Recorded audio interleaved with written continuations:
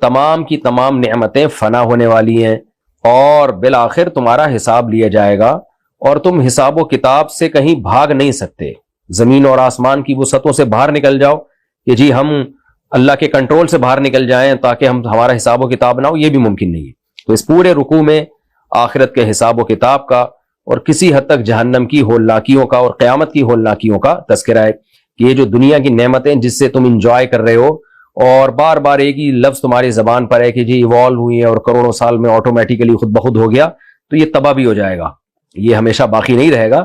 اگر اس کو تباہ کرنے کے لیے اللہ نے بنایا ہے تو اس کا مطلب کہ پھر تمہیں آزمائش کے لیے بنایا، تمہیں باقی رہنے کے لیے بنایا ہے. ورنہ یہ کوئی بات تو نہ ہوئی نا، کوئی کام تو نہ ہوا کہ کائنات بنا کے تباہ کر دی بس ختم، سیٹ اپ سارا برباد ختم. تو یہ تو کوئی بھی نہیں دنیا میں کرتا ایسا کام کہ کسی چیز کو فنا ہونے کے لیے بنائے.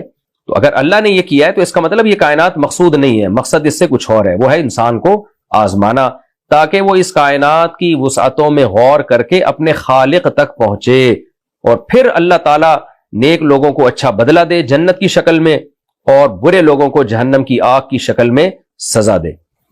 تو نعمتوں کا تذکرہ کر کے اللہ فرماتے ہیں کل من علیہا فان، جو کچھ اس زمین پہ تمہیں نظر آ رہا ہے سب فنا ہونے والا. یہ بڑے بڑے جہاز جن کا پہلے رکوع میں اللہ نے تذکرہ کیا، سورج کا مشرق سے نکلنا، مغرب سے غروب ہونا، سورج اور چاند کا ایک حساب و کتاب سے چلنا، اور نجم اور شجر یعنی بیلوں اور درختوں کا سجدہ کرنا یعنی اللہ کے حکم کو فالو کرنا. اور یہ انصاف کے لیے اللہ نے زمین میں ترازو رکھ دیا اور سمندروں کو چلا دیا، میٹھے پانی اور کھارے پانی کے سمندروں کو، جس سے لؤلؤ اور مرجان نکل رہے ہیں. تمہاری زندگی کی رونقیں اور بہاریں، وَلَهُ الْجَوَارِ الْمُنشَآتُ فِي الْبَحْرِ كَالْأَعْلَامِ، یہ ساری نعمتیں، سمندری جہاز اور تجارتیں، کل من علیہا فان، ان سب کا ایک اینڈنگ پوائنٹ بھی آنے والا ہے، سب تباہ و برباد ہو جائے گا، فنا ہو جائے گا. وَيَبْقَى وَجْهُ رَبِّكَ، اور باقی رہے گا تیرے رب کا چہرہ جو بڑے جلال والا ہے، والاکرام، اور اکرام والا ہے، انعام و احسان والا ہے. فَبِأَيِّ آلَاءِ رَبِّكُمَا تُكَذِّبَانِ، یعنی جس نے اکرام کیا نا انسان کا، یہ کائنات بنائی، اس کو عزت دی، صرف اسی کا چہرہ باقی رہے گا.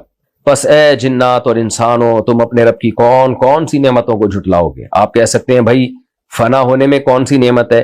بھائی یہ فنا ہونے کی خبر دینا، یہ پورا رکوع اسی پر ہے کہ یہ جو چیزیں ہم تمہیں خبر دے رہے ہیں نا، یہ بھی نعمت ہے. ورنہ تم دنیا میں پڑھ کر آخرت کو بھول جاتے اور سب کے سب جہنم کا ایندھن بنتے.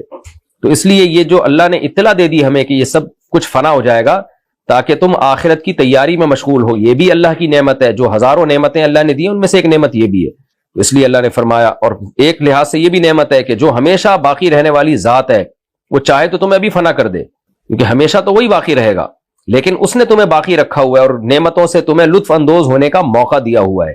تو یہ بھی اللہ کی بہت بڑی نعمت ہے. اس لیے فرمایا فَبِأَيِّ آلَاءِ رَبِّكُمَا تُكَذِّبَانِ، اپنے رب کی کون کون سی نعمتوں کو جھٹلاؤ گے. يَسْأَلُهُ مَنْ فِي السَّمَاوَاتِ وَالْأَرْضِ، جو مخلوق آسمانوں میں اور زمین میں سب اسی سے مانگتے ہیں. كُلَّ يَوْمٍ هُوَ فِي شَأْنٍ، ہر وقت وہ ایک حالت میں ہے، سب اسی سے مانگتے ہیں. کہ کیا مطلب؟ بھائی آپ کہہ سکتے ہو ملحد لوگ تو نہیں مانگتے اور مشرک لوگ تو اللہ کے علاوہ سے مانگتے ہیں. تو اکثریت کے اعتبار سے اللہ نے فرمایا، جیسے سورہ حج میں بھی ہے نا یہ کہ بہت سے لوگ اس کائنات میں جتنی مخلوق ہے اللہ کو سجدہ کرتی ہے، لیکن کچھ ایسے بدبخت ہیں کثیر حق علیہ العذاب، جن پر عذاب ثابت ہو چکا ہے. وہ ایسے بدبخت ہیں کہ وہ اللہ کے سامنے جھکتے ہی نہیں ہیں، وہ ملحد لوگ ہیں، ایتھیس لوگ ہیں. تو یہاں بھی اللہ نے فرمایا کہ جو بھی مخلوق ہے آسمان اور زمین میں اللہ ہی اس کو پکارتی ہے. اچھا کچھ تو ایسے بھی ہیں کہ جو نہیں پکارتے لیکن جب مصیبت میں پڑتے ہیں تو پھر بالآخر وہ بھی پکارنا شروع کر دیتے ہیں. تو اکثریت کے اعتبار سے اللہ نے فرمایا کل یوم ہوا فی شان. اس پکارنے کا نتیجہ کیا ہے کہ ہر وقت وہ ایک الگ حالت میں ہے. حالت کا کیا مطلب ہے؟ کسی کو بلند مرتبہ دے رہا ہے، کسی کے مرتبے کو گھٹا رہا ہے، کسی کو زندگی دے رہا ہے، کسی کو موت دے رہا ہے. یعنی ہم کہتے ہیں نا بھائی وہ بندہ تو بڑا مصروف ہے، ہر وقت کسی نہ کسی کام میں اور ایک نئی حالت میں مشغول ہوتا ہے. وہ کسی کو دولت دے رہا ہے، کسی سے دولت چھین رہا ہے، کسی کو حکومت دے رہا ہے، کسی سے حکومت چھین کے اس کو فقر و فاقہ میں مبتلا کر رہا ہے، کسی کو رزق دے رہا ہے، کسی سے رزق چھین رہا ہے، کسی کو اولاد دے رہا ہے، کسی کو بانجھ بنا رہا ہے. ہر وقت اصل میں اللہ تعالیٰ ہم سے ہماری زبان میں بات کرتے ہیں، یعنی ہم سے ہمارے محاوروں میں بات کرتے ہیں.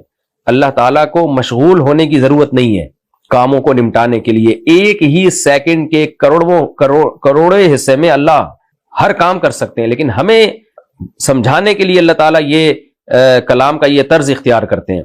جیسے ہم دنیا میں کسی کہتے ہیں نا بھائی وہ تو فارغ نہیں ہے، وہ تو ہر وقت ایک الگ کام میں مشغول ہے، کبھی یہ کر رہا ہے کبھی وہ کر رہا ہے، جیسے کوئی حاکم بہت مشغول ہوتا ہے نا، بھائی وہ تو فارغ نہیں ہے. تو یہ ہمیں ہمارے طریقے پہ سمجھانے کے لیے اللہ نے یہ انداز اختیار کیا کہ ہر وقت ایک الگ ہی حالت میں ہے، وہ ایک عجیب حالت میں ہے. وہ حالت کیا ہے جو میں نے بتائی، کسی کو موت دینا، کسی کو زندگی دینا، کسی کی روزی میں اضافہ کرنا.